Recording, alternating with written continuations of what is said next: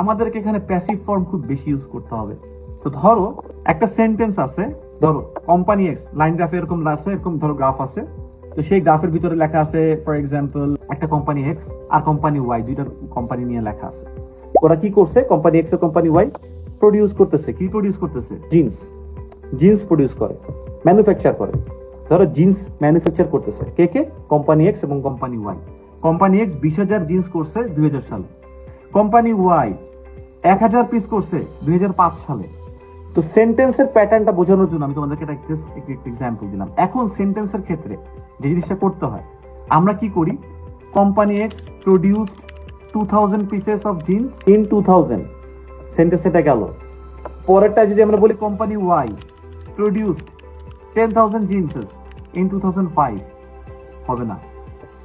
Subject তারপর verb object আমরা একইভাবে রাখলাম না, এইটাই আমাদেরকে চেঞ্জ করতে হবে। ভাই কিভাবে করবো তাহলে, এখানে আমাদেরকে ভয়েস চেঞ্জের প্যাসিভ ফর্মটা আনতে হবে, এটা মাথায় রাখতে হবে। কিভাবে মাথায় রাখবো বা কি করব, তখন আমরা সাবজেক্ট আর ভার্ব আর অবজেক্ট, এখানে অবজেক্ট সাবজেক্ট কি ছিল, company X company Y, verb কি ছিল, প্রডিউস করছে এত ইউনিট ইন এত সালে, দুইটা এক্সটেন্ডেড অবজেক্ট ছিল। একটা অবজেক্টকে এখন আমরা সাবজেক্ট বানায় ফেলাই। ফর এক্সাম্পল আমরা বলতে পারি ইন 2005 কোম্পানি ওয়াই প্রডিউসড এত ইউনিট, অথবা in 2005 10,000 units were produced by company Y.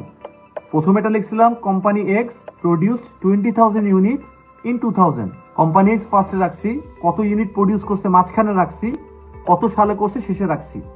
এবার সালটাকে পরের পেজে নিয়ে আসছি প্রথম দিকে, যে ইন 2010, এবার ইউনিটটাকে মাঝখানে আনছি, 2000 ইউনিটস ওয়ার প্রডিউসড বাই, এবার যে সাবজেক্টটা ছিল যেটা ওয়াই, সেটাকে আমি শেষে নিয়ে আসছি বাই ওয়াই। এই প্যাসিভ ফর্মগুলো আমাকে অ্যাপ্লাই করতে হবে রাইটিং টাস্ক 1-এ খুব বেশি।